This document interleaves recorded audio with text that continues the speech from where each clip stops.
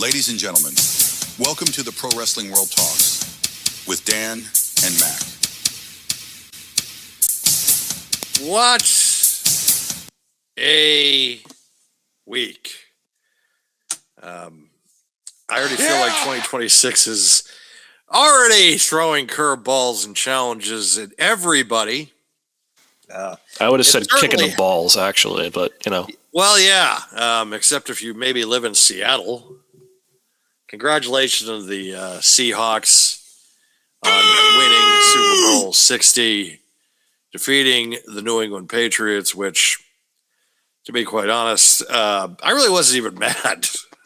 I came out of that game and I was just like, look, I went into it being like, I'm just happy to be here. And I left it in the same mood of just being like, just happy to be here.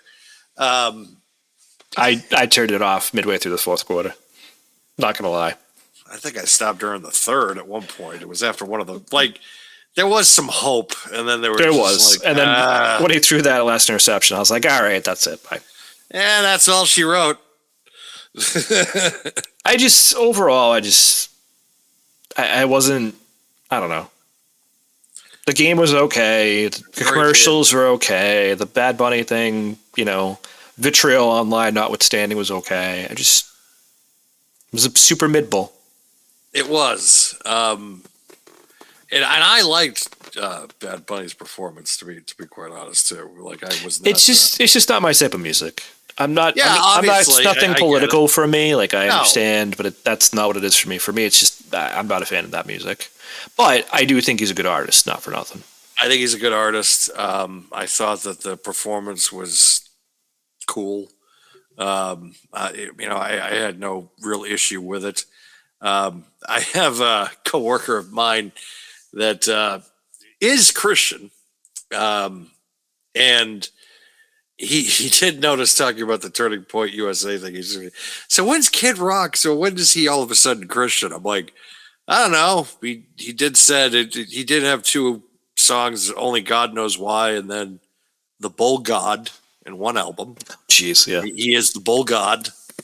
Which I'm the bullshit god. I am free. You know, it is. Because I do have CDs of his in my collection. But this was like, but hold on. To be fair, like those are the early ones. Exactly. We're not talking, you know, I think the last one I bought was from 2002, 2003. Probably the same for me. I think it was Cocky, and that was it. That was the last time. And and as far as music with him, it's been few and far between as far as music is concerned. Yeah. Certainly in the last decade, there really hasn't been much as far as But the battle of the Super Bowl halftime shows, it's like, unless it's halftime heat, who really gives a shit, right? I mean, hold on a second.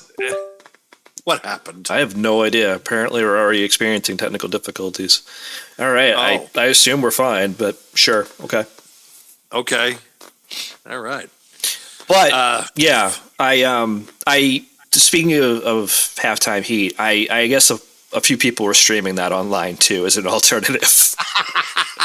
Well, it was. That's the rumor, anyways. I don't know how true that is, but that's what I heard. They did upload it on WWE Vault. Okay, maybe that's what I'm confusing it with then. Over the weekend as well, because including now, I am currently watching on the WCW channel. They just released a 1992 Best of Sting mixtape of like 2 or 3 hours. Oh, hey, look, they if anything, as far as wrestling consumption has been concerned of lately, and people are like, so what have you been watching lately? It's like WCW channel and the WWE Vault on YouTube. So that's where the majority of my time is these days. I mean, I'm going to be honest, and we talked in pre-show, obviously, and we'll just say it here as well. We really had no agenda tonight because I'll be 100% transparent. I've barely been watching anything at this point. Well, hey, come on. We're on the show here. We're supposed to come off as experts and supposed to come off. I still know what happens. I still read up on it, but it's just, it's just, it's hard, look, man. Folks, there's so much content, too. We watch the matches, okay? but at the same time, we watch the promos, we watch the important things. Like, we're not here to kind of give you and also talk to you about, especially the commercials thing, because, the group chat the other night with you, with the count. I should have. One commercial break. Ha ha ha. I should have actually downloaded that. I'm mad I didn't now that you mentioned that. I wasn't even going to bring it up, but yeah. I passed out at commercial break number 4. It's tough. And to be 100% honest, like that was like 8:45. Commercial break number 4 was like 8:45. I'm like, you got to be kidding me right now. The one consistent argument that I've had with people over the years, and it's something that I've had with people that fell out of love with wrestling, was, so when was it for you? And it was just like the mid to late 2000s. And it wasn't always just John Cena, like, someone of your ilk. But a lot of the big one, and it's a conversation I've had with some production people on the show before. Dan Bynum, I think I've mentioned it, and I've mentioned it to a few other guys that have worked really in the production business of the industry.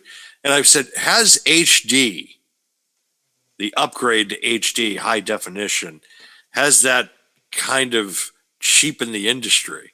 Because I go back and look, and so to speak, of course, the video quality and sound quality is much better. But it's just the fact of that it made wrestling, so to speak, a lot cleaner. When I feel like it's an industry that thrives on being not in the complete underground of the raw underground that Shane McMahon decided to sell us, but the underground, so to speak, of the smoky arenas, the armories, that old type of grit that was there to it that I don't feel like now. I mean, even indie shows that most indie shows I see now, clips or shows that you tune into, they even have high production value. And it's just like, how the hell did this happen? I think that's picture quality too. But the reason that I kind of started laughing when you were saying that was just thinking about it in context of what you said with the audio was better. And I'm just thinking in the back of my head, like, yeah, now I can hear John Cena in HD calling his spots. Yeah, because that's what I want to hear right now. I think in context, though, you're right, because everybody is making that switch to higher quality all the time. But I look back at my own self and look at when I kind of stopped, and it was right before Cena, really, I feel like, because you could tell Stone Cold was not going to last much longer, obviously, being in the role that he was in either. Some of the storylines are starting to be crap anyways, just like the hand, Katie Vick, like just stupid stuff. I'm trying to figure out if me and you were watching Katie Vick together. I don't remember, to be 100% honest. We might have, though. I was watching. I definitely know someone mutually. He was there. We were watching it, and I just remember both of us just being like, "That was." It was. Are you effing kidding me? Like, just that was my reaction. It was like seeing Two Girls, One Cup for the first time. At one point. It was almost like seeing that, and you're just like, what? Yeah. And hearing Triple H's production stories about it too. He was on the Opie and Anthony show one time, and he was talking about how they were actually in a funeral home doing that, and how Vince was giving him cues. He's just like, moan harder, and then one of the pallbearers had to come over and actually be like, shh, because it was an active funeral next door. Oh my goodness! And Vince is yelling at Triple H direction of like, moan hard, yeah. And you're just seeing there, you're just like the production of this, like. Triple H was a name at that point. He could have just been like, I'm not doing that. Yeah, just like, no. He could have said no. He could have. Like, he could have. It's like, you're the boy. At this point, you're already going to get married to the boss's daughter. It's like, come on, really? you could have been like, yeah, this doesn't work for me, brother. Like you could have said that. I don't know why you didn't, because it's just like now it's forever on. It's out there now. I know they try to bury the shit out of it, but good luck. Come on, it's out there. Yep. Yeah, listen. But then obviously I would be intermittent until John Cena, and then when John Cena came out, I was definitely just done. I think he created the problem with Cena is that he created a kind of culture where it became a thing to boo the WWE's number one guy, because ever since him, anybody that they pushed to the top, that's fair, yeah, has always had somewhat of an opposition. It's never been like a unanimous thing, except when Cody won the title at 40. But and then Roman especially too, like when Roman really got over with the tribal chief, like WrestleMania 37, I believe, which was the first one with people in down in Tampa. He's going up against Bryan Danielson, who's beloved. You have Edge, who's beloved, and also is like wrestling as his first WrestleMania in like 10 years. And Roman Reigns is getting a like hero's welcome, where 3 years earlier he was getting booed completely out of the building. And now we're headed into WrestleMania 42. The main event is CM Punk and Roman Reigns. And I don't know at the end of the day who's going to get a louder ovation. Or if it's going to be, I don't know, because, and to me, if you would have asked me that 10 years ago, I would have thought that was unfathomable. That CM Punk and Roman Reigns, there was going to be a pro-Roman, even if Roman is technically the babyface going into this match. Well, just the thought. We don't know that, though, is the thing. And that's, as soon as you were going to be done, I was actually going to say it, but I was going to say it and interject now. Like, we still have, a month and a half? We have no idea what they're going to do in that time. 2 months. Yeah, 2 months, give or take, yeah. Did you see the schedule that got released? Yeah, maybe crack up a little bit. I was like, cool, so you're going to be there for 5 dates. About what I figured. It's like, here are the dates of Roman Reigns as we get to the road to WrestleMania. 5 dates. But the praise of CM Punk, which is also extremely deserved, about this current title run, the work that he's been putting in with matches and also with the promos, he is receiving rave reviews from the majority of the internet wrestling community. And I echo those thoughts. I 100% believe anything that CM Punk has done in the last 5 years, and that includes what he did in AEW, just so to speak, has meant something. And I think that that is what his goal was for when he came back into wrestling, is he wanted to make everything that he did mean something. And he's done that. And now you're going into WrestleMania 42 and you're finally in the big money main event that you've wanted your entire life. This is what you want. And your opponent is going to be around for 5 dates.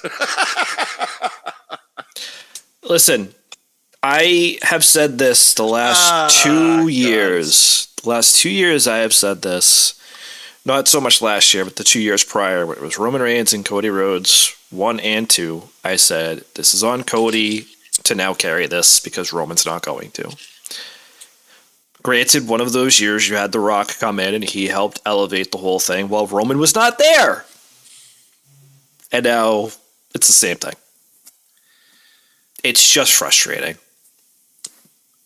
I get people's frustrations with Roman Reigns' schedule. I get people's frustrations, especially too with if your guy's your favorite performer, right? If your guy is your absolute favorite wrestler and he's not around every week, or he's not even around like once a month half the time, or not even every 8 weeks, or he's bi-monthly or quarterly with the pay-per-views. It is frustrating. But it's the nature of the beast right now. The problem is that when you have a guy like Roman Reigns who is crossed over in the mainstream appeal, he's going to be in the Street Fighter movie. He's done some other work too. CM Punk's doing the same thing. He just had a vampire movie came out, which apparently is not good. And wait, what's not good? I didn't catch what you said. He's in this vampire movie called Night Patrol. That was funded by Shudder. Which the thing about horror films is, folks, and this is something you need to hear about with horror fans is that, because I'm one of them, and I'm a perfect example of this, because what I'm about to tell you is an accurate statement because I am one that practices it. I could tell you something. A movie is the biggest piece of shit that I've ever seen in my life. But then when a Blu-ray or 4K comes out, I own it because for some dumb reason I'll come up. I own a Blu-ray copy of No Holds Barred. I should not. No one. I've already told you that. No one should have that. I do. I bought it. It's actually a valuable Blu-ray now because no one wants it. No one wanted it. But now it's like a valuable Blu-ray. It's like E.T. the video game. It was on the shop for like, I forget how cheap it was, and it was a sale. So I was just like, you know what? Why not? And it also came with because around Christmas of 1989, because Vince wanted to recoup some money, he decided he was going to play the movie, and then there was going to be a match. So it was the No Holds Barred movie, and then afterwards was Hulk Hogan and Brutus Beefcake against Zeus and Macho Man King Randy Savage in a steel cage, which was a rematch from SummerSlam '89. And so Vince put that as a pay-per-view and was able to sell the movie and the match. Yep. I actually just looked it up, and I cannot believe that actually happened. And he did it. I know, he did. And it's just like, bravo. Like, you really can't really, like, and I love too that I figured it out. You just went up and you looked it up. You're like, Dan's not lying. This actually happened. I actually I wikied it really fast anyways as we were talking about it, because I was trying to remember the year that came out, because I knew it was late 80s, early 90s, but I couldn't remember. And as I'm scrolling down as you were saying that, I'm just like, are you fucking kidding me? Like, that is straight up my reaction. No Holds Barred. The movie, the match. Like, wow. Oh, that's brilliant. Oh my God. Yeah. And it's just like a little, because, you have Survivor Series in November, then you have the Rumble in '90 in January. So really, it's just like, well, Starcade's that weekend. Fuck them. Yeah. Yep. Future Shock. No one's gonna pay for that. Forget it. My goodness. That was the year Starcade did the Iron Man tournament. Oh God. Which was, and it was like, it was almost their version of the G1 Classic. But the problem is it confused everybody. Right. Because you can't do that. Like, what happened? Who won? How many points do they get? Because that's what they do with the G1 and then the Continental Classic, and I gotta love Tony, right? Because it's just, and I'm not trying to crap on him too much, but it's still, it's just, you're going too inside baseball with that, bro. Like, you just are. You're not. I feel like Russo now all of a sudden, but at the same time, Listen, bro. it's true though. It's like you can't sit there and think that the American wrestling audience, especially with just the attention spans that we all have now, thank you, smartphones. You're not sitting there and being like, okay, so he won by disqualifications. How many points is that? Like, when you got to think about it, you're just like, ah.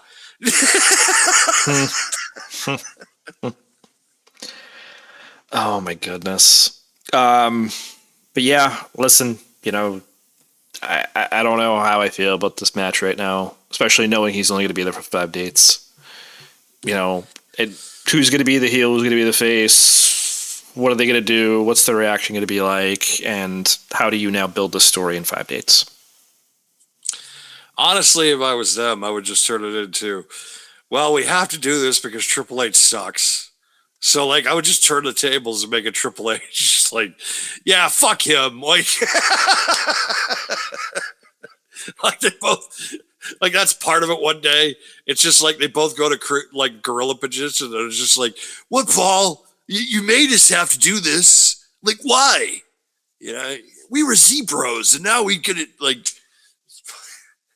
I love Roman just like Z-Bros, some type of shit. Like, what is this? That was pretty good. I stick my hand out to you like a man, and then you're just like, Z-Bros? What shit is this? I can't wait. And it has really, like, as far as Mania is concerned, yeah, that's the big home run that I think that everybody was really waiting for. But they're concerned because now they've had internal meetings because they're concerned about the attendance and about the ticket sales and all that stuff. Hey, guys, I have an idea. Why don't you lower ticket prices by a percentage and you get some more people in the fucking door? You could do that. Lower ticket prices. Lower them. How about you do that? Christ, you don't have to do 2 for 1 anymore. You don't have to. You don't. You're in a position, people will pay for both nights. But you got to make it economical for people. They're already having to go. They're going to have to buy a hotel, which Vegas is not cheap, especially with those fucking resort fees. That's the reason why most of them aren't going. Because it's no longer a deal. Because the corporations had to come in. Vegas was better run when the mafia was doing it. No one wants to admit it publicly, but it's the truth. Because they kept everything reasonably priced. The problem is corporations moved in and they had to make it a family destination. Vegas should have never been a family destination. Always should have had like that grit and that grime to it. Because the minute that it became a family destination, then you started getting all these places that were just like, guess what? You know that thing that you kept coming back here for all those years before, the cheap hotel rooms, the cheap drinks and all that stuff? We're going to get rid of all that. And on top of that, we're going to make you charge regular fees for the, so $14 for a slice of pizza, $8 for a fucking Michelob Ultra, and then we're going to charge you $60 for a resort fee. Whether you use the pool, the gym, or not. But we're going to charge it to you. So they're already getting screwed at the hotels for the food situation too, and for the liquor, because it's no longer free booze if you're gambling. Such bullshit, right? Why do you want to go to Vegas? Yeah. But now, seriously. So on top of all of that, you got to pay all these exorbitant fees and all the exorbitant prices to go to WrestleMania. Guess what? Nobody really has the income to stretch right now to be able to do that. That was what I was going to say, truthfully. Holy God. It's one thing to plan vacation, which essentially this would be at that point. It's one thing to want to go to a live event, whether it be sporting event, music event, whatever else. And then it's complete other to spend upwards of, what was it last year? Like 10K, 40K for some of those packages. I think ringside for SummerSlam was like 40 G's. Right. And Both nights. remember last year they had the package for a green shirt guy where he got his own entrance or whatever? I mean, how much was that? Like 100K? Like, I come did on. the numbers. I done the numbers because, it was a decision of like, if I wanted to do a big trip. So Vegas was a thought. Vegas did come across, but at the same time, it wasn't. But it's not the Vegas that, like, you and I No. grew up understanding. No. Like I said, it was better when the mob run. But at the same time, too, Disney was cheaper. And I'm sure someone just was like, what? God's honest truth. Going to Disney World for a week is cheaper to go to Vegas right now. And if you get like a meal package or something that with Disney, you're all set. You're good. You're fine. You don't have to worry about it. Yeah. It's a less expense you got to deal with. And then you go to Vegas, it's just like you're paying $14 for a slice of pizza, and then you're spending, like a bucket of beers, I think was like $160. If I want to go on vacation, I'm at the point in my life where I'd rather go in the woods. Just leave me the fuck alone. Just leave me the fuck alone. I'm just going to go camping. God. Just go in the woods someplace or like rent a cabin at like some campground. Yeah. It's probably your best bet. Because really, it's like you get the effect of, okay, it's outdoors enough. It's also reasonable enough. Plus, if they have Wi-Fi, you're golden. Yep.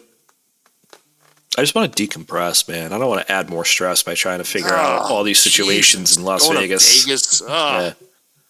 Plus, a party is just like, well, do I want to go to the Spear? It's like, no.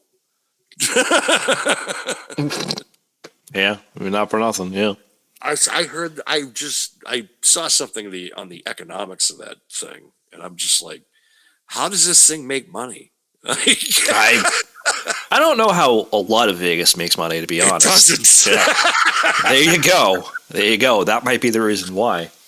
Then I found out who was involved, and I'm like, oh, no wonder. Yeah, exactly. I wonder if the Knicks are going to be sold soon. Jesus. I'm not even going to. Dolan's behind it. And, and so that's, and apparently it's not, not doing well. All right, anyway, moving on. So, also WWE news, Braun Breaker had surgery on a hernia this week. He ended up getting that hernia because he lifted the announce table. Yep. This goes in the category of Bill Goldberg with the windshield. Yeah. Same deal. Same category. Because it's like a freak accident that, it's solidifying his legacy as the next Goldberg. It's official. Because, like when I saw it happen, which they announced it like on Sunday, so it was like I was already kind of distracted with the Super Bowl, and then of course it's that party that's still because of the Rollins injury and stuff that they've done this year in recent years. It's like, do I believe it? Can I buy it? That was my reaction too, honestly, at first. Especially when you look at him, it's just like, hernia? Really? That just doesn't make sense.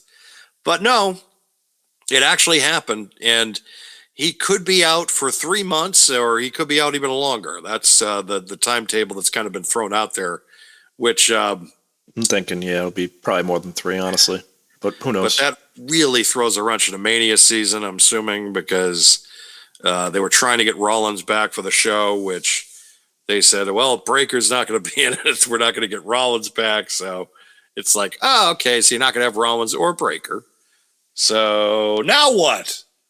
And that's why I think that there's also internal frustration because of the plans that are being made with Triple H and just which they're always. But again, it's like Vince did the same thing. Yeah, but it's like, well, but Vince did the same thing. Yeah, but it's like, okay. It's just stayed consistent, in my opinion. It's going to be inconsistent at times, regardless, and I think people need to manage their expectations. Not for nothing, this is one of those points, and this happened a couple of years ago when CM Punk himself got hurt. It's not Triple H's fault that Braun Breaker got hurt. By the way, it's just not. It's just that's a freak accident that happened. Yeah, it was the same thing with Liv Morgan. It was the same thing with Rhea Ripley. Same thing with Rhea. Same thing with Liv. It's just shit happens. Yep. And it's just something. And Braun will be fine, I'm sure. I think one fair criticism to make in this case, and it isn't obviously to Braun getting hurt or anybody else getting hurt, but it's like I feel at times they have a serious lack of contingency plans. They never think of the plan B, but that's the problem. Have the plan B. Even Triple H said it himself when they turned Rollins heel. It's like, you always got to have a plan B. And it's like, you don't have a plan B, though. It's like you always go with, so now because Braun Breaker's out the door, now what? It's like, okay, so now what? So now what are you going to do? Is Drew McIntyre even going to be the champion? Is this going to be the guy? There's so many things and so many obstacles, which is going to make it intriguing for Mania season, because is he going to have cold feet on this? Is he going to not think that this is going to work and try to pivot? So from that intrigue part of it, of just like, what type is he? What is he going to try to do to make stick against the wall here? That part of it is intriguing, because let's face it, folks, we only know one match out to Mania, and there have been times at this stage of the month where we knew half the card, or we knew 3/4 of the card. Yeah. And we knew both main events. So it's like, there is that part of me now that's just like that intrigue of just like, okay, so we only know one match. I'm pretty sure it's going to be Liv and Stephanie, but I don't know if it's going to be Liv and somebody else. Because I don't know if they're going to do a switch. So there's so much intrigue to that part of it, which adds to a really kind of intriguing WrestleMania season, and also unpredictability, which is something that WWE has been lacking, because Triple H as a booker, the majority of the time, has been very safe and doesn't take a lot of risks. It's been my big criticism of just like, he usually goes with the obvious, but if it's not the obvious, it's still obvious. Yes and no, because with Cody and Roman 2, it was not going to be Cody. They pivoted. So, I mean, to be fair, tell us this. No, they pivoted. I honestly believe that, because I think CM Punk getting hurt did throw a wrench in their plans, and they did the best pivot they possibly could, which was honestly the move they should have stuck with anyways. But then everything after that, from the Rumble last year on, yeah, there's been a serious lack of that for sure. I mean, we talked about it with the Rumble and talked about how we thought it was a very predictable show, but it was also predictable in the sense that it was predictable good. It was predictable bad. It wasn't, because we liked both winners of the Rumble. And the follow-up with Roman automatically is just like, all right, this is going to be money. So this is easy. This is the easiest fucking thing. And it's like, the problem that I have is, what's the finish? but I'll finish. But that comes much later. But will you be disappointed regardless of what the finish is? No, That's the thing. Like, I feel like for that match, I won't be. And I feel like if it's Stephanie and Liv, I won't be disappointed by that either. I look at Roman Reigns, and he's one of my favorites of all time. I look at CM Punk, and he's one of my favorites of all time. I look at Liv Morgan, and she's one of my favorites all time. I look at Stephanie Vercure, and it's like she's rapidly approaching into my top. Like she's in my top 20. She's not my personal top 10. Where Liv is in my personal top 10. And that's a really kind of where I look at Roman and Punk, and they're both in the top 10, if not like top 12 or top 15. They're really up there. And Liv is in like the top 10, top 15. And that, so I'm happy with that of just like, okay, if you're in the match, if you're in the hunt, if you win the Rumble, then I'm happy. And there have been years where my favorites have won. Like when Brock Lesnar won in 2022, I'm like, okay, but why? Like there have been moments I have just sat there and I've just been like, they didn't need that, but okay. Like when The Undertaker won in 07. Well, actually, he needed it. I was just like, fuck that. Yeah, he needed that. But there have been other years where it's just like, yeah, he didn't need to win that. He didn't need this year. Like Randy Orton in 2017. It's like, why? I have a funny feeling that if you had to pick a winner today, for me, it would probably be Roman. Yes, because you're just gonna set up him and Cody again, and he drops it back to Cody. Because I don't think he's gonna stick around much longer, anyways. That's more or less why I'm saying that would probably be the end game. But who the fuck knows?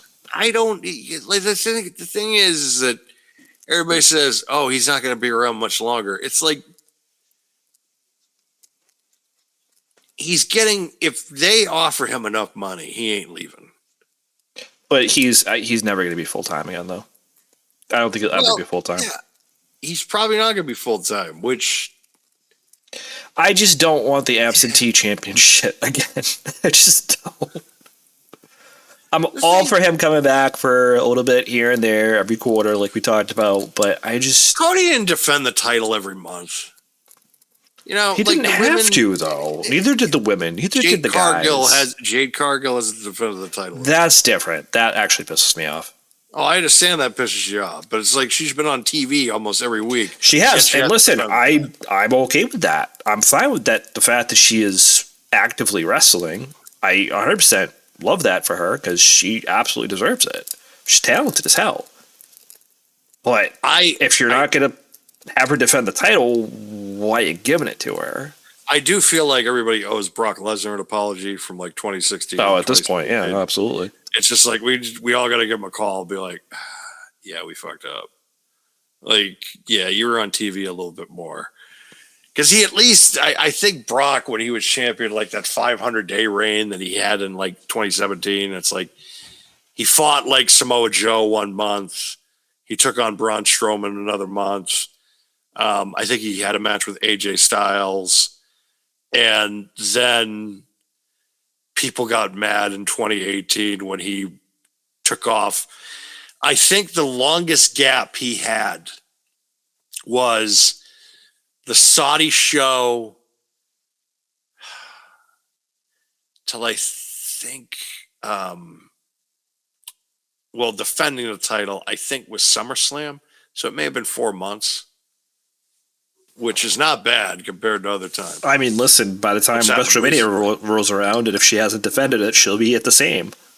Yeah, exactly. So it's like, that's something now that people need to look at and just be like, okay, yeah, that was kind of stupid to kind of Yep. think of. I mean, you know, and Trish Stratus did it one time. She didn't defend the title for like a year. Like she was that like it was. But that was at a time where like ridiculous. women's wrestling wasn't as over as now, anyways. I mean, That's true, but you know, it's I happening. get what you're saying. Yeah. Unfortunately, speaking of women talent and injuries, apparently Chelsea Green also has a broken ankle. Oh, Christ. If she wasn't, my biggest complaint of her is the fact that she is made of glass. You know, that one time that she made her SmackDown debut and she broke her hand, like immediately, like the first night that she was with the company on the main roster, which kind of doomed her first run with the company before she made her triumphant return and has done nothing but gotten herself over, which Chelsea is in a position where she's just going to be fine. Like Honestly, if she is ever done with in-ring, they should just make her the new general manager of SmackDown. yes, Not for nothing. I agree. She would do phenomenal at that. Or just like as a is just I don't know, a personality that could do something with, like as a manager. Well, yeah, or that's like what I'm saying. Talk segment or something, or as like even as a commentator. Which I don't know about that, but who knows? Maybe. You never know. but yeah, it's unfortunate that she's hurt this time of year again. Yep. Because yeah, you know, with Braun, it's just like, he'll be fine. You know, it's like he'll have more WrestleManias he can deal with. Where it's like Chelsea, it's like, you know, this is crappy because she's earned the right really to have a really decent kind of WrestleMania moment kind of run. Yeah. Especially too with Cardona being back with the company. It's just like, it's kind of shit. I mean, listen, I think her and Matt have talked about having kids at some point too. Maybe she gets the bug now being laid up and that might be it. We just don't know. We don't know. Maybe she's going to make a triumphant return and put her in a knows? wheelchair. You know, just like do like a motor scooter, just like something, and just one of those old granny scooters and have her run over Nick Aldis's toes or something like that. Yeah, exactly. Just all the time. Just be a complete nuisance just with being on the granny scooter. I'd be okay with that. I'm fine with that. Yep. But yeah, that's the WWE roundup. I feel like we still don't know where Obafemi is going. We don't know when Brock Lesnar's coming back. We don't know a lot of stuff about what's going to happen as we get closer and closer. I don't know. Yep. But we do know they almost buried Ciampa in like 20 days or less. Jesus. It was 12 days, I think, was the total. Ciampa comes in with all this big might. 3 weeks ago, the big return of him coming on to AEW television after leaving WWE. AEW decides, hey, let's put him against Mark Briscoe for the TNT title on Collision just after the Royal Rumble. So everybody starts watching it. Everybody talks about how great Collision is, what a great match this is. And Ciampa comes out with a nickname for the title after winning the TNT Championship and loses the belts within a period of 12 days against Dave Meltzer's Flavor of the Month, Kyle Fletcher. The same Kyle Fletcher that Dave Meltzer says is 10 times the better wrestler than Billy Gunn, which I've never wanted to slap a human being so much in my entire, like, just open hand slap just because of the fact I'm just like, look, it was like Bernie Mac when he gets off the train, just open hand slap in the face. Just because of the ignorance of a comment like that. Just because of the fact that Billy Gunn, I think, outdrew Kyle Fletcher one night in 1998. Like, I think him getting hit with a trash can by Stone Cold Steve Austin in No Way Out 1998 did more business than anything Kyle Fletcher has done in the last 2 years in AEW.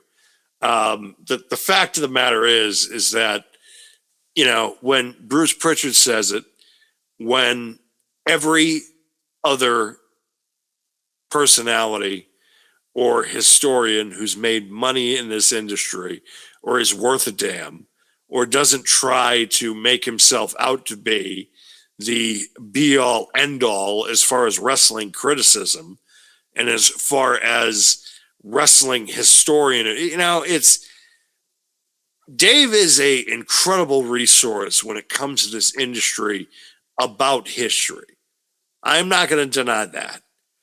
I have learned a shit ton from Dave Meltzer in reading The Observer and reading his books. There are things I do have in my household that have Dave Meltzer written on it. And that's because of the fact is he is an incredible resource to this industry. As far as a historian is concerned, because of the fact this industry of almost the last 45, 50 years, Dave Meltzer's covered it. He's done it. He was talking about the steroid allegations and the Ring Boy scandal in 1992 and he was a viable resource for the mainstream media.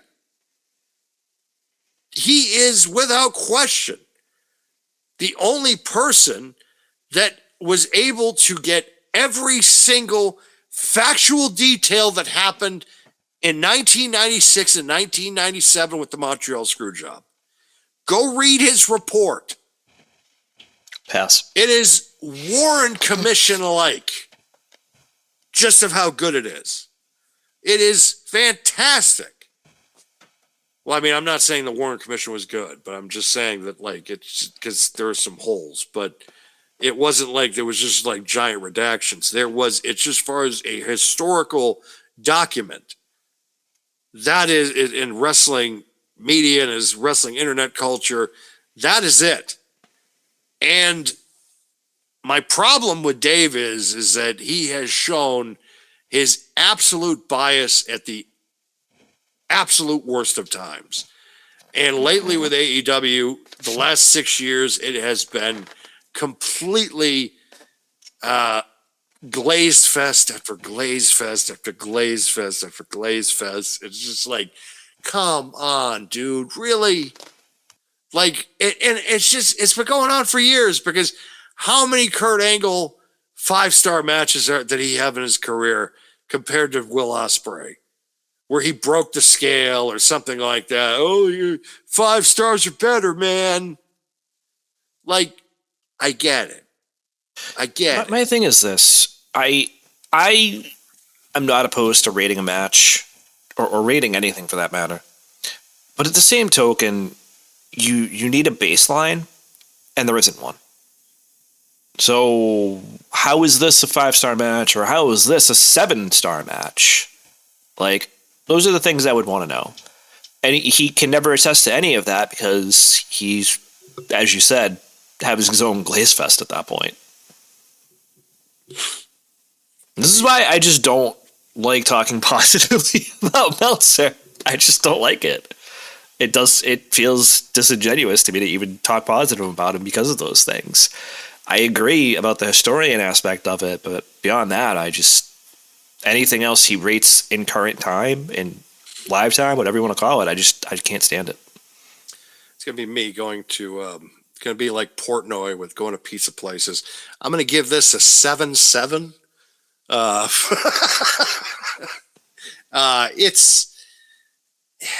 It's just infuriating. Just because he's divided this great community, and he's mostly to blame just because of he's almost created these invisible battle lines between these WWE fans and these AEW fans, and you see it all the time. You see it because it's like AEW could do something great, which, the stuff that last week that happened with Brody King and MJF, which got them really great attention. Please don't have Brody back tonight, unfortunately. Yeah, exactly. We're not going to follow it up after squashing, which, a real viral moment. One moment that TBS didn't want it, apparently, so. Well, which they have vehemently denied because they are in the midst of a merger with Netflix, which still has to get approval from certain people. Certain entities, maybe. Yeah. and the last thing you want to do is piss him off lately or them off. So it's like you just want to not piss in the guy's Cheerios because he's got enough vitriol and bullshit he wants to deal with anyways. So whatever. But the fact is that you needed to follow up. You just did. And I don't know the narrative of why even the problem with that is now it's like with Dave is that you coming out and making those statements and saying that that's what happened, which I think it was Dave who said that. It may have been insider, who knows, but I think it may have been Dave. But the report is that he was kept off TV because of the recent events that went on last week. They do not want to offend anybody in certain either side, I guess. So they just kept him off TV. And that it's really unfortunate considering it's like you just got all this positive momentum.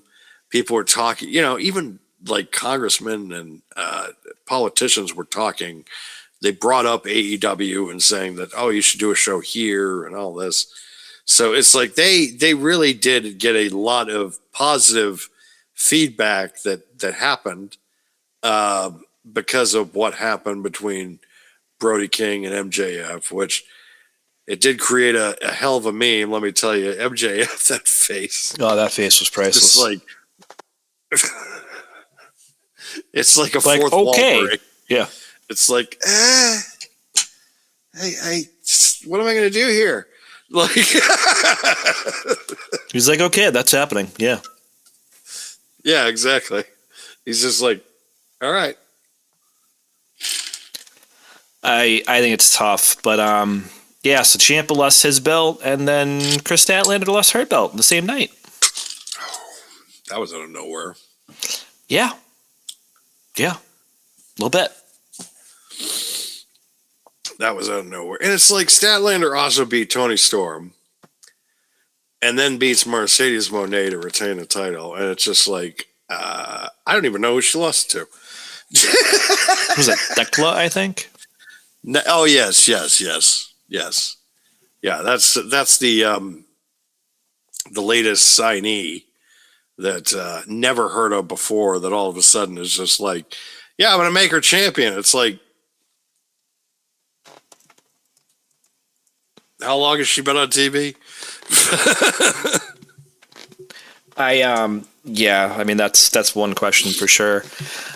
I forget what movie it was that Tom Hanks was in, and he's like, "Who is Lou?" And who's Lou? That's that was a League of Their Own. Thank you. Yes, that is how I felt when Thekla won, though. It's like, who's like, Lou? who are you? Who are you? Yes, and that's and it's like, yeah, everybody's just like, you wrestling experts, so to speak. You even know the champion. Ah, right. Yes, it is Thekla. Thekla, the new AEW Women's Champion, all the way from Austria. I wonder if that's. I wonder, is that Gunther's sister? I kind of dealt that, but who knows? Who knows at this point? Apparently, she was trained by Io Sky's sister, though. Yeah, I saw that. Which, that I did not know, but okay. I mean, listen, at the end of the day, cool, but she just kind of relatively, in my opinion anyways, came out of nowhere. Goddess of Stardom champion. Okay. But again, she's not Chris Statlander. She's not Mercedes Moné. She's not Toni Storm. It's just you had Chris Statlander beat these important superstars, so to speak, and then she loses to Thekla, who hasn't she been on Ring of Honor for the most part? Like, I believe so. It's just weird. I mean, I'm still trying to, like, she just made her debut last May. Yeah. And, saw that. Yeah, and now all of a sudden it's just like, yeah, she's champion. It's like, oh, okay, all right. I mean, she did win, and she did win And at Blood and Guts. Yeah, but So, I mean, that is a big time win there because that was a really shocking. But she wins the first. She loses the first match against Chris Statlander on January 28th, and then wins the strap match against Chris Statlander on February 11th. So Thekla, your new AEW Women's Champion, after just debuting with the company last May, which, again, I mean, I understand the thought process of wanting to get other people over, but also time and place, man. Time and place. you have a really hot roster right now with a lot of talent that could do a lot, I think, by getting over as champion. You have, Willow Nightingale. You have Tony Storm getting the belt again, which, Harley Cameron. There's so many people, which Mercedes Moné, which I guess my hate has kind of died off on her because it's just like, it's not even cool anymore. It was cool for a while. I still now don't like her. it's like, Nope. Nope. you can not like her, but it's just like you can, and I understand that I understand that process, but it's just like, it's not worth it anymore. I just don't. I get why people don't like her. I don't like her either. I don't do it for the sake of doing it, though. I generally just don't care for her. No, I get it. Doesn't mean It's she's just not talented, though. But no, I get it completely. But it's just like, I look at that and I'm just like, that to me is just like, I don't even want to go there.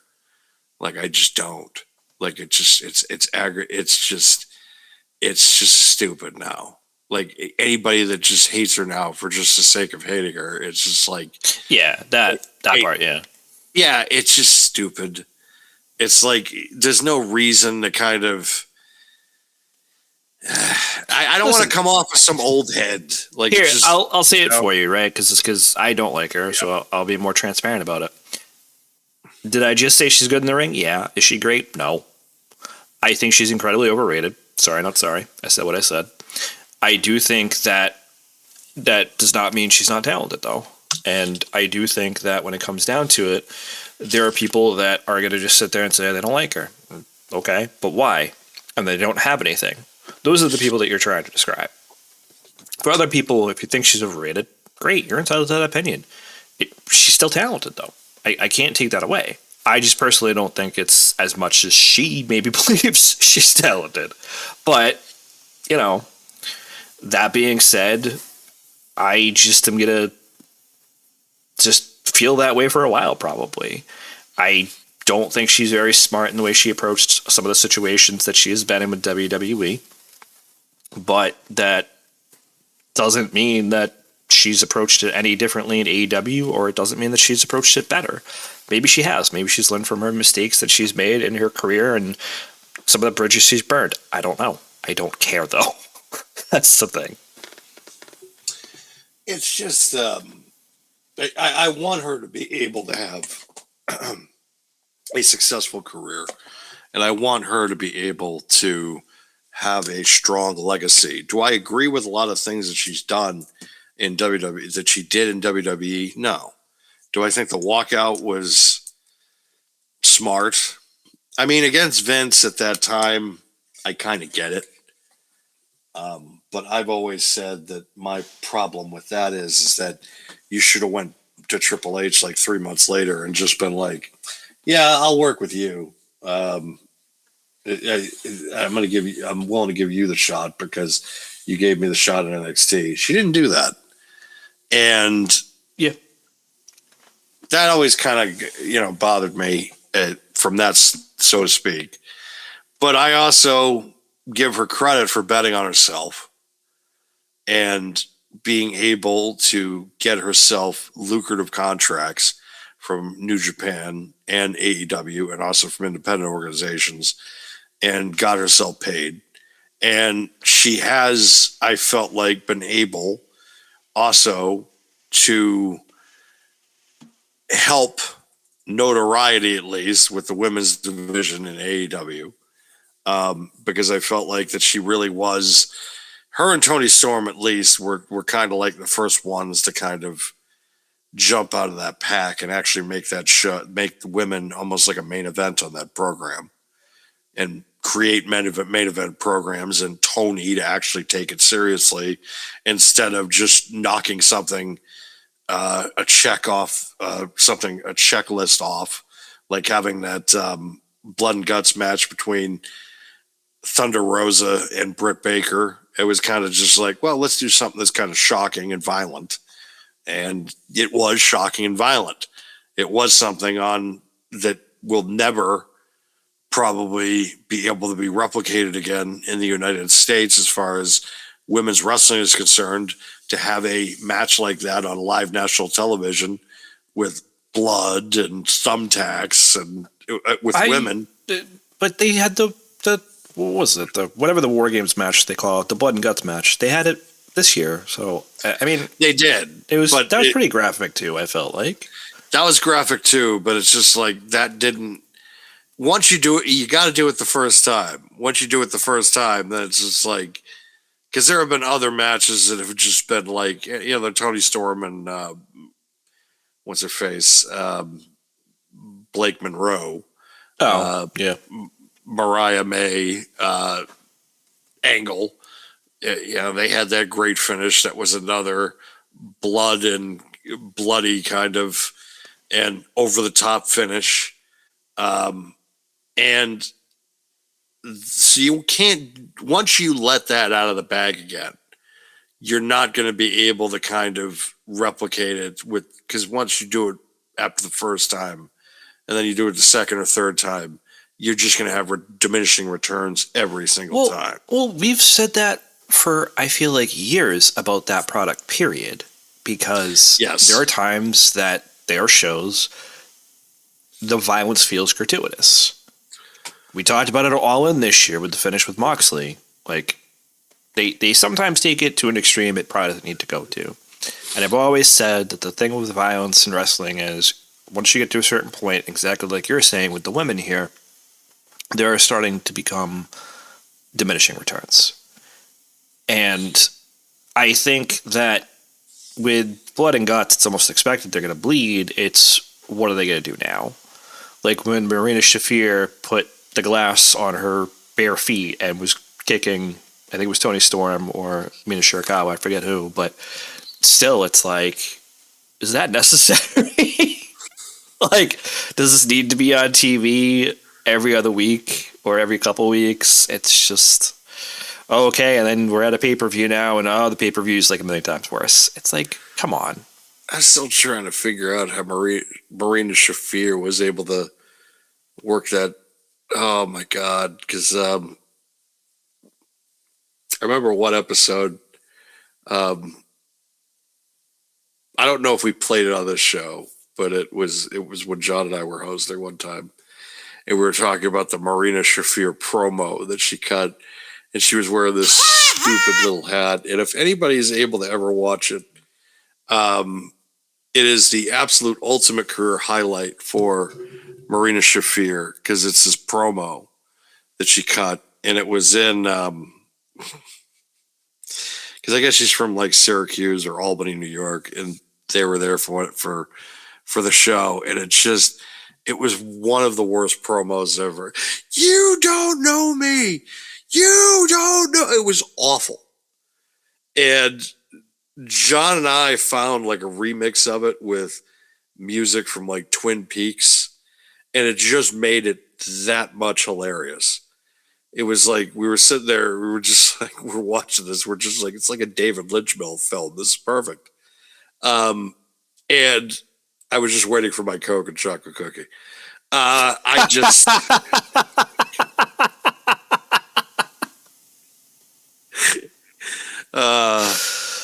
David Lynch is watching that somewhere from the beyond, and he's laughing his ass off. 100%. He's just like, that kid's great. Like,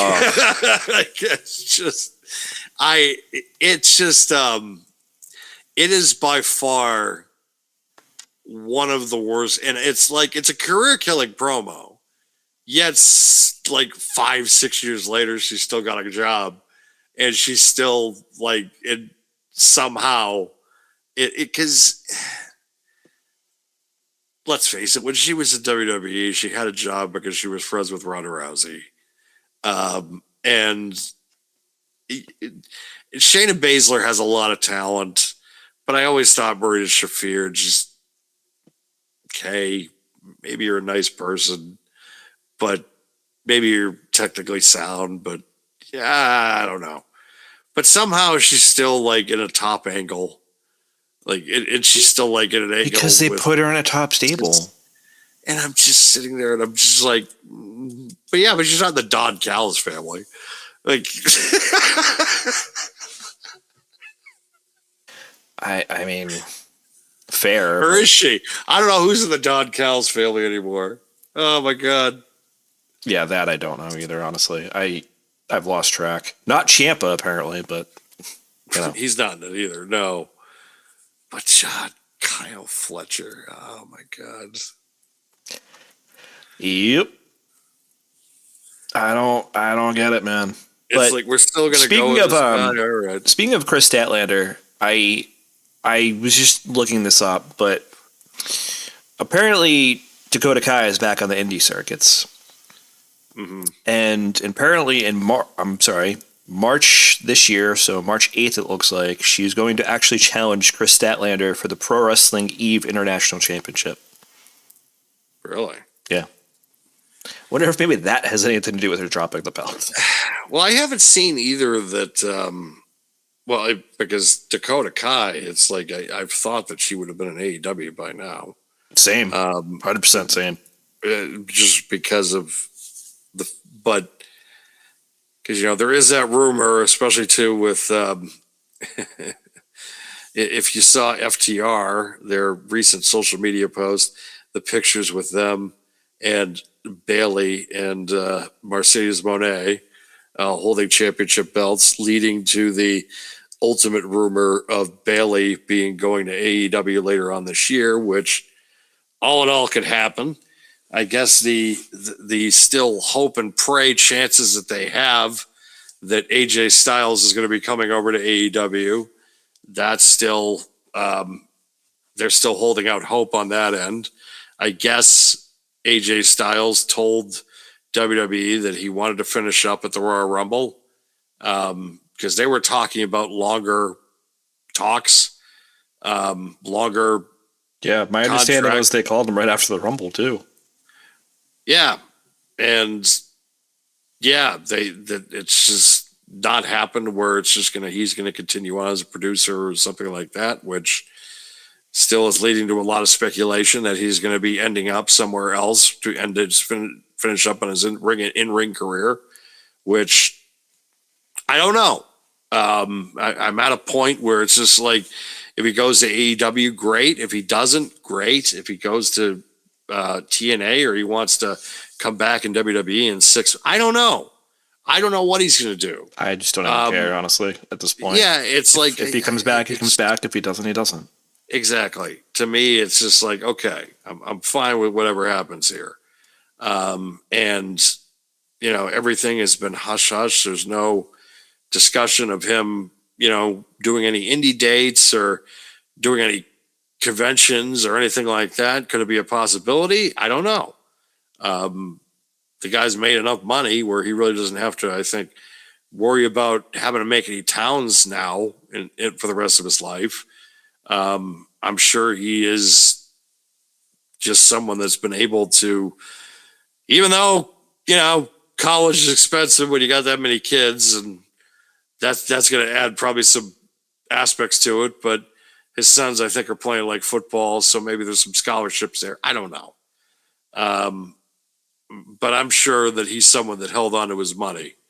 So I don't think he's somebody that needs to cash in with a big payday somewhere else. No, I don't think so either.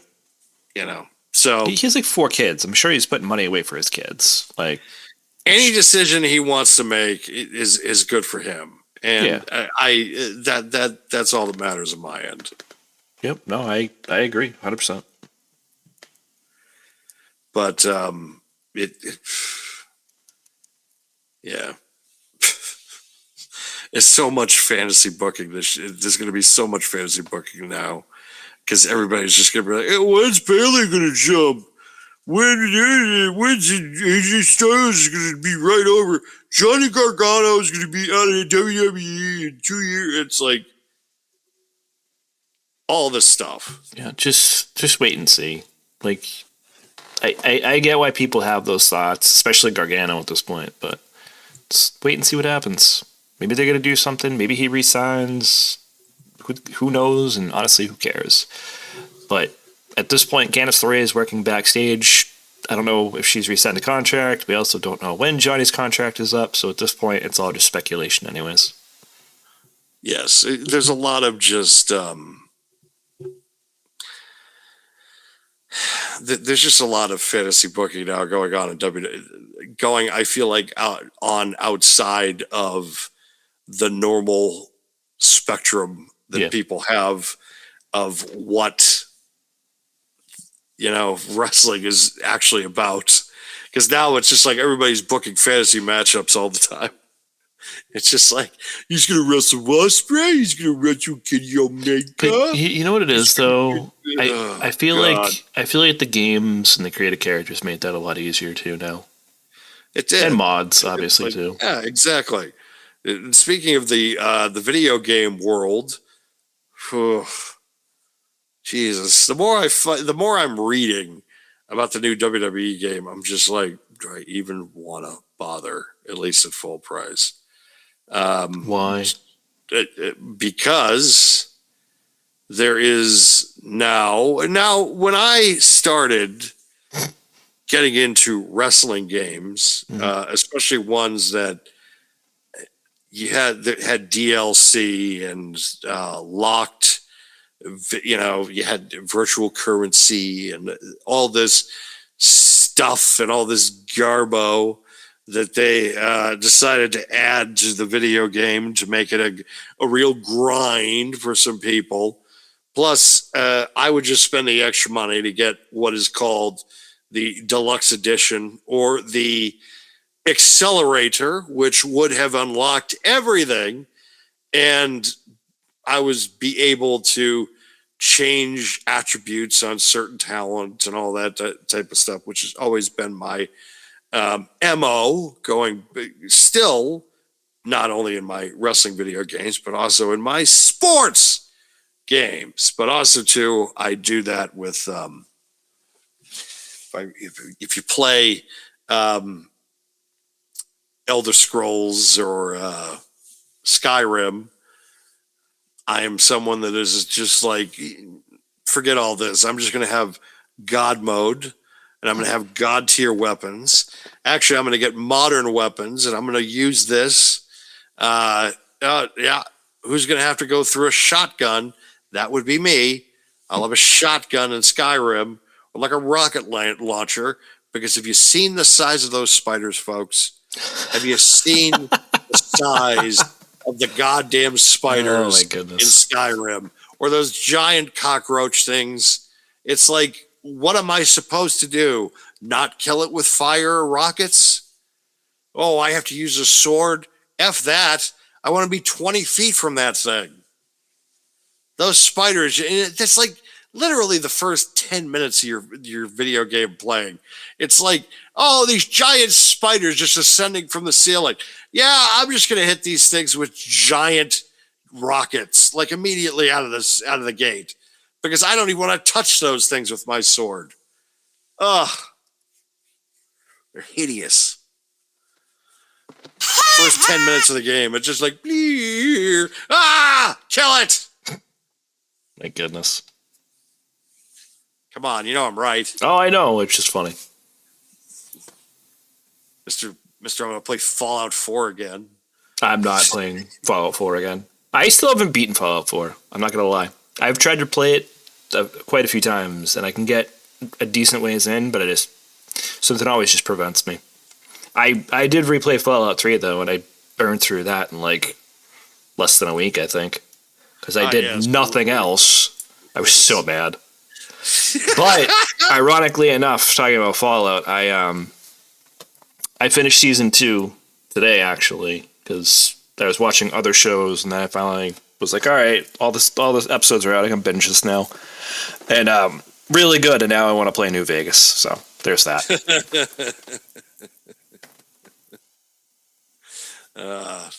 But the new WWE game is going to have multiple editions now. They have the standard edition. They have like the game edition. Then they have the Attitude edition and the Monday Night War edition, which the Monday Night War edition is going to be $150, which will get you more exclusive content, including the downloadable, including the pre-order bonus of Joe Hendry.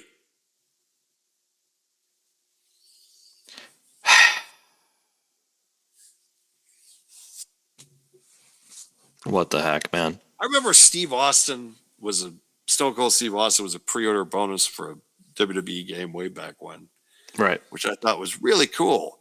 I remember other pre-order bonuses were like The Rock. Like there were some really good pre-order bonuses. You remember going to GameStop, and they would always offer like a really good pre-order game, and it wasn't just GameStop. You know, Best Buy would do it. There would be competition from certain retailers for certain exclusive DLC pre-order bonuses. That's what you would be able to get. They don't do that anymore. It's like, oh, we just have all these certain editions.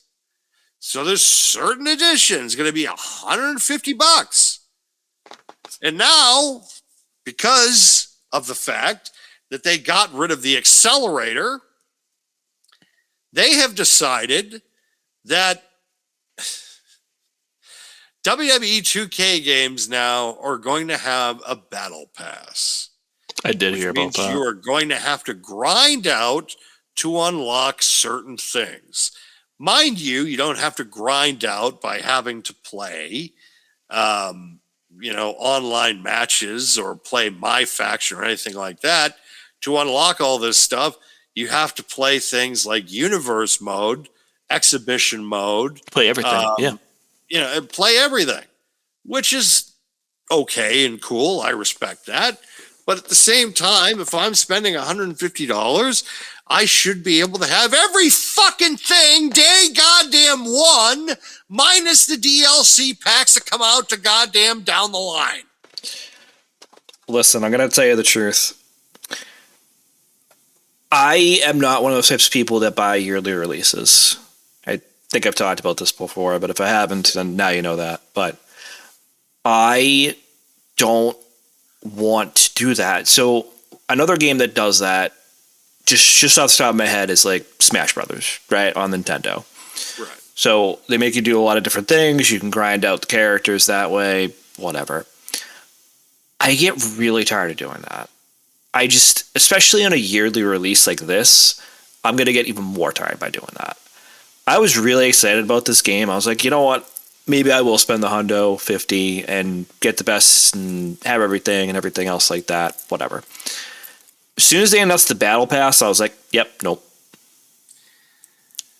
Before you say anything, one other game that I don't play anymore, and this might surprise you, Dan, actually. I don't really play Mortal Kombat anymore for the same exact reason. Even if it's not a battle pass, they have all these different effing character packs, and I'm like, I'm going to wait for the complete edition at that point. And honestly, I just don't care by the time the complete edition comes out. I agree with you, because I think I did that with XL. I think that when that one came out, I was just like, yeah, I'm just going to wait for the complete edition because I want to be able to use all those guys, but I want to, it's like, but yeah, it does take away from it, because like by the time that the game, because I want to play the game when it comes out, but by the time that it's on sale that I want to buy the complete edition, it's like 2 years later. And by that point, everybody was just like, So I 100% agree with you. But at the same time, this is a yearly release that I usually have paid for. I'll pay the full price like a week ahead of time. But I think this year I'm probably going to wait until this thing is. Gonna wait at the Winchester for the whole thing to blow over? I'm probably going to wait until this thing hits either. Come on. That was good. That was good. That was really good. That was really good. I gave you the David Lynch one, and you just like totally just nope, not giving it to you. No, fuck you. The problem is that it's just like I'm looking at the time of night. I'm just like So no, I know. I'm right there with you. Don't worry.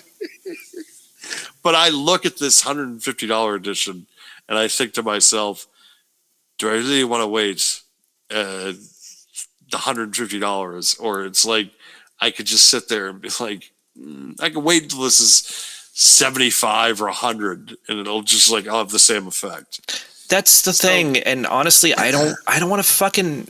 I'm just gonna say it this way: I don't want to end up hating myself by grinding the shit out of that game. I know. I feel like I could do it, especially with like universe mode, but it's still. That means then I gotta like restart everything. Oh, I unlocked this guy, so now I gotta restart everything because I want to be able to use it. But I do feel like with if I get like the Monday Night War edition, especially, I have enough talent unlocked at that point that I know it's like, yeah, all right, I can do something with this. I don't need the guy. I can grind out for the other guys, but at least I can do something with the guys I already have unlocked. So from that, so to speak, I think that is a huge possibility. I'm interested to see what the numbers are actually going to look like for the other characters, because there's 400 characters we're talking about, and there's not there is not a hard set release. We don't know who's coming back. We don't know who's coming in, because it could be anybody that comes into this thing like that we think, because there's been a lot of stuff online because it's like, oh, it's a Monday Night War edition. What about Sting? It's a possibility, because for some reason, some guys in AEW have been able to have not only IP deals with AEW, but also have IP deals with WWE. Right. And that's Billy Gunn and also Jake the Snake Roberts, a few others.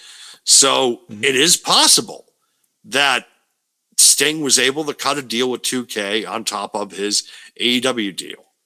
And I think if Sting went to Tony and asked him to do that Tony would have let him do that, considering the fact of that AEW really doesn't have anything solid for a video game right now. But I hate to kind of say it this way, but that's on him. Maybe don't, put out an abomination of a video game and then do nothing.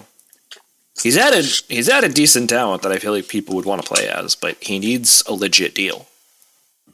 Not whatever that THQ, I think it was, that did that game for them. Just THQ Nordic or something. Yeah. Just, you need somebody better. I had I have the game. I own the game. I think I played it. I played it for like a weekend. I actually gave it a real opportunity.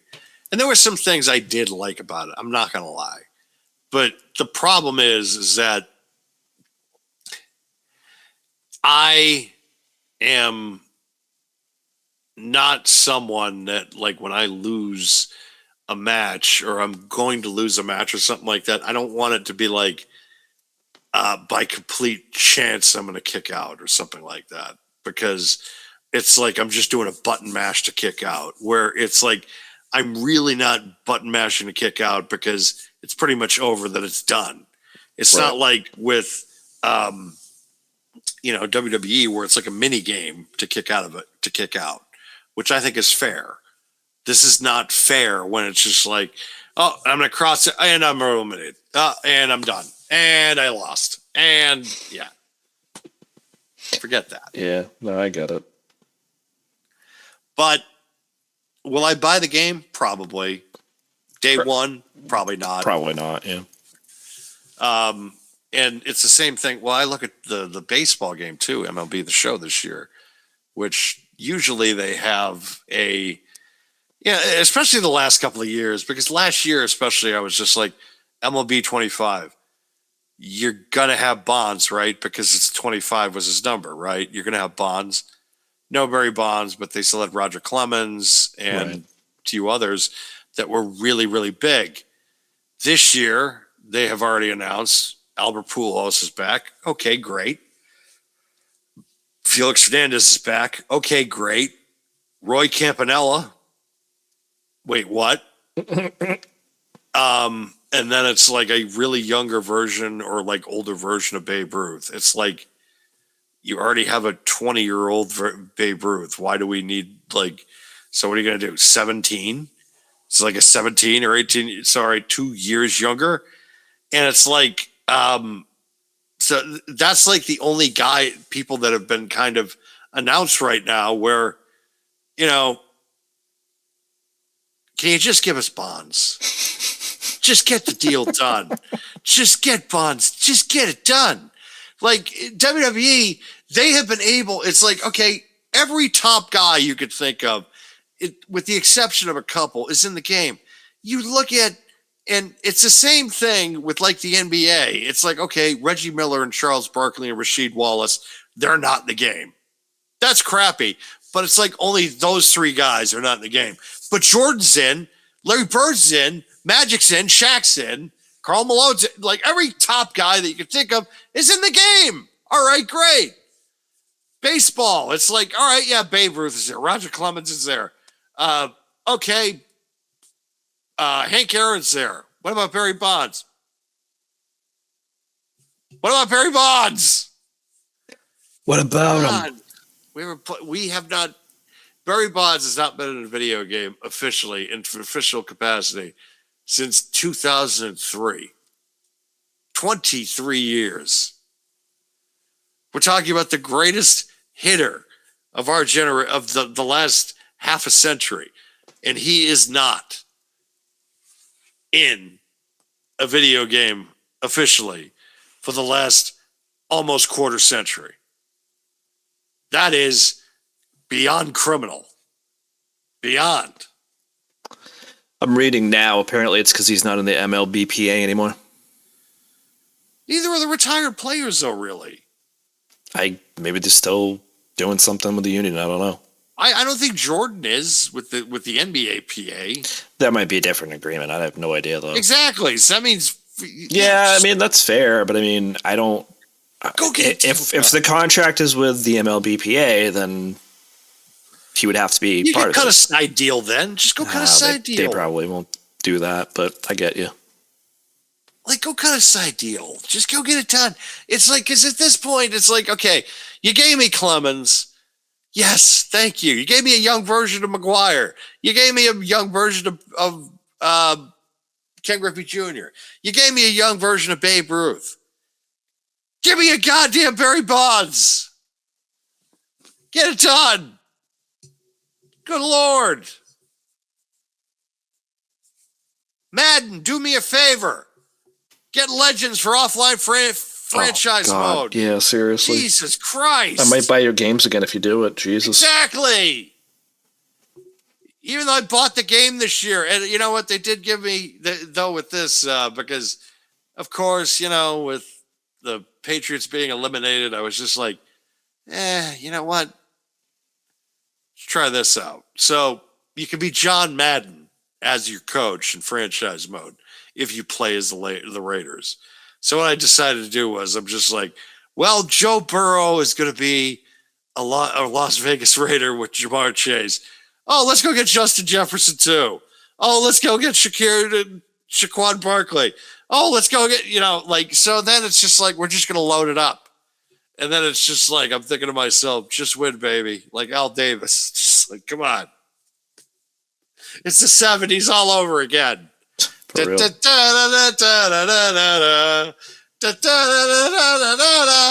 I have reached my insanity. Yeah, I was going to say, we're way off topic at this point. We're way off topic. But no, I'm probably not going to buy the Monday Night War edition until at least that's like either half or like, even if it's like $50, and if it's $50 ever, I'm gonna be like, yes. I don't want to grind. I don't play my video games to grind anymore. I spent a lot of time doing that in other games, and I'm just not really down for it anymore. Like Dynasty Warriors. I haven't played Dynasty Warriors since college, so yeah, that. Listen. I play online games and shit too, and I'm not even really playing them anymore because I ruined can't. It for you. No, you didn't. I don't care about that. If anything, you enhanced it. Ironically enough, somehow you pulled that off. But yeah, that is another story for not this podcast. No, they would hate that. Well, actually, no, they'd love it. But all three people that understood the reference would love it. Yeah, but, I don't know if all three of them listen to this show, so I don't really care. You never know. Plus, it's just ridiculously inappropriate anyway. So there you go. Any other wrestling news that we want to talk about tonight, Dan? No, I do have a quick story to come out with. Because, again, remember a couple weeks ago when my lock broke? Yes. Okay. So today I had kind of the same experience because I have an old stove in my apartment, which is a gas stove, meaning that there's a heating portion to it which heats my house, and then there's another portion of it that I could use as a regular stove to cook things. So the heating portion on my stove at some point this week went, and it wasn't working. So I had to turn on my baseboard heat, which don't want to do, but so to speak. So my landlord, again, Dad, I had to tell him, hey, this is what's going on. And he was upstairs working on something.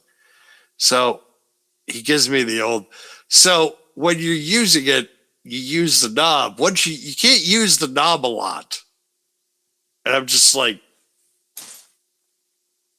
I'm just staring at him. And I'm like, what?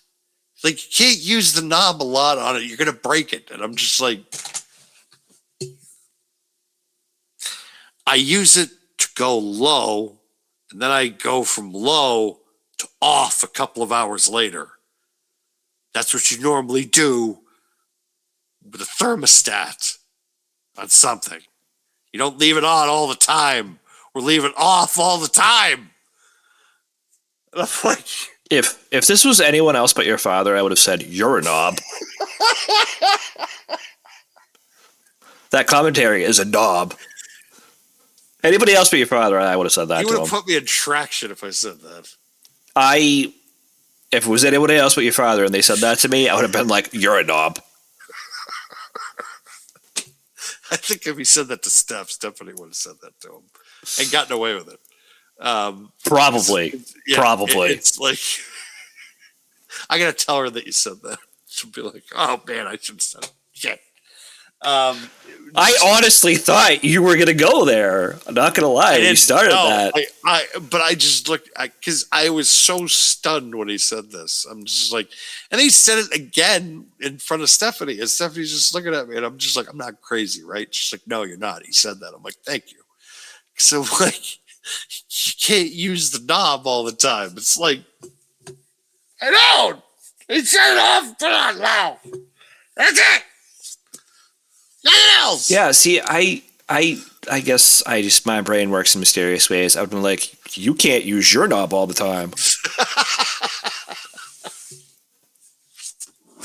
And now we've got into that ridiculously inappropriate conversation. So yeah, there we go. We should probably end it now.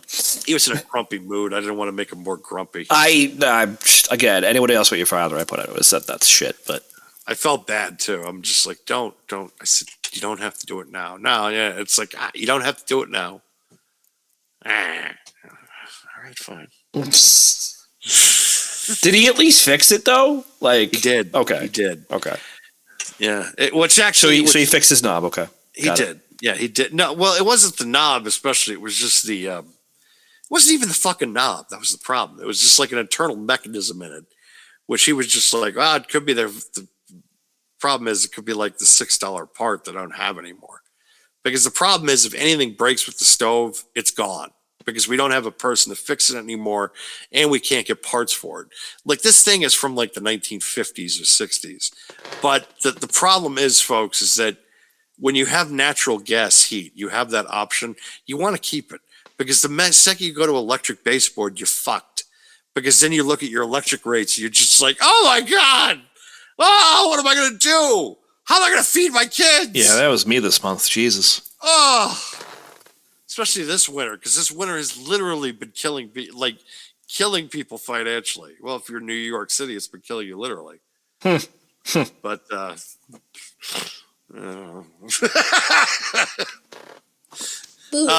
the way, if you have any friends that you went to high school with, any people that are our age that are female and used to watch Dawson's Creek, be sure you check in on them this weekend after the death of James Van Der Beek, unfortunately to cancer, rare form of it.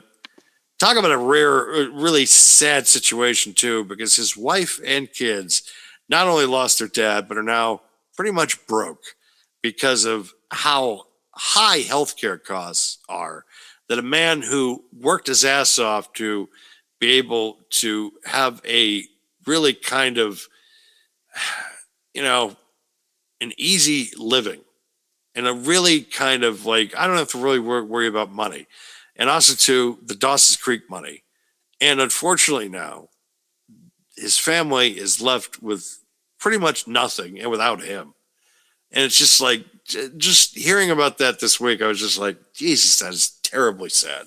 Yeah. Like, and to us, to the meme going around of, God, you took the wrong box with John Moxley. Just,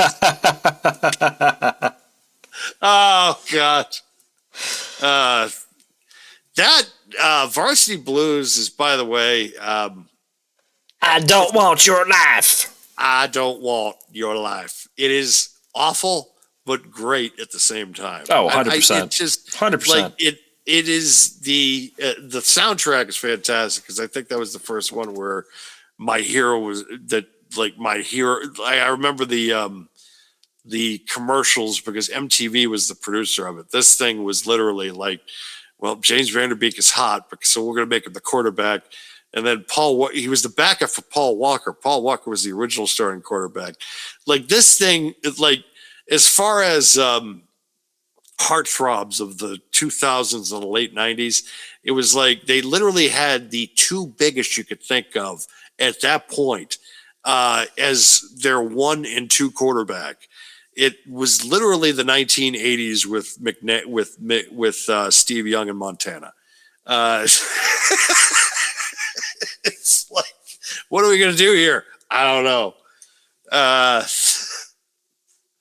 I still, we were in a group chat today with a friend of mine. We were in a group chat, same one. Ooh, I don't even know why I said that. Again, I'm tired. But when we were talking about the worst thing that James Van Der Beek, the dumbest thing that Van Der Beek ever did, was the Allie Landry with the whipped cream, the goddamn whipped cream bikini, when he was just like, no. And it's just like, what? What do you mean, no? What do you mean, no? What are you doing here? You're the guy. What are you, stupid? What are you, dumb? What is wrong with you? I hated so many of those movies around that time period, though, like that, and what was the other one? Can't Hardly Wait or something like that with Jennifer Love Hewitt was another one too. I'm like, just yeah, Can't Hardly Wait was that actually. I will say that Can't Hardly Wait was probably the best of that bunch. But just the thing that I remember about Varsity Blues is that he did the right thing by not doing that. And then she still got mad at him for something that had to do. It was just like, that was your first lesson of how women respond to certain things. Then you should have just done the first thing. Like, it's just like, if you're going to get mad at me for something, like, if you're still going to get mad at me, why did I go with the other alternative?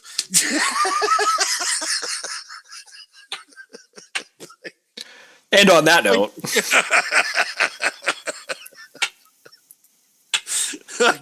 that's the one thing that movie seemed to have taught us in the end. Even though, of course, that is completely real. That will never happen in real life. And Allie Larder did all right for herself as she married Billy Bob Thornton, who's the president of an oil company and a landman. my goodness. Oh boy, yeah. Tonight we just came into this and we were just like, we don't know where this is going tonight. So pretty much enjoy the ride, and that was kind of our motto. Because vast amount of marijuana. A whole lot of nothing going on this week as far as wrestling is concerned. We're just in a slow crawl to Mania. It's like we got Chamber. I'm not even really excited for it.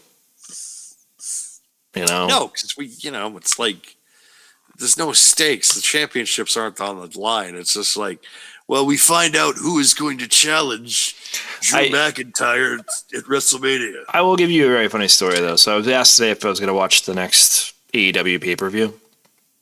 And they asked me, it's Thursday. So I'm like, oh, is that this weekend or whatever? And they're like, no, it's March 15th. And I'm like, why the fuck are you asking me now? I don't know. They're like, oh, well, it should be free for you because it's going to be on whatever platform. I don't remember what they said. And I'm like, okay. If it's part of my day, it's part of my day. I don't know right now. It's a month away. That was not intended to rhyme, by the way. Are you gonna watch the next AEW? It's like, I don't know what I'm gonna do. I don't know. It might. When is it? A month from now. Like, why are you asking? I'm just hoping Regal does night 2 of Mania, because you got to see Roman and Punk on the big screen is just pretty much the ultimate goal, I think, at this point. Oh, yeah, definitely. Definitely. I just, like I said before, we'll have to see what the rest of the card's going to look like. But for right now, it's hard to get excited about that or Chamber until more matches are announced. I know they announced some matches for Chamber, like, Becky and AJ Lee, but it's like, we all knew that was going to happen anyways. Finn and Punk was probably going to happen too, which you already know that Punk's going to win, so okay. Oh, Finn Balor's going to win and go to WrestleMania to face Roman Reigns. Really? Yeah. Are you sure about that? I'm not. Really? Yeah, it's like, you sure about that? Like, really, it is that meme. Are you sure about that? No. He's like the one person in the boardroom that gets thrown out the window for recommending that Finn Balor is going to win and go to Mania. He's probably the same fucking guy that said, yeah, Jey Uso should win. All right. Yep. And on that note. Yeah, exactly. Well, folks, we hope you enjoyed the randomness of tonight's episode here on PWW Talks on YouTube on Diamond Podcasting Productions. I haven't plugged this in a while. No, you haven't. Diamond Podcast Productions, or on Spotify. Look for us, PWW Talks, on Audacity. We're on Apple. We're pretty much everywhere. So be sure to find us and hit us a like and a subscribe or comment, or not. Hopefully don't comment and tell me that I suck or something. And then I read that when I'm not in therapy. And I'm just like, oh, Ohio asshole told me this. Boo ran to you too. Boo ran, people. That should be the ending of tonight. Boo ran. Good night. Bye. Next week, folks.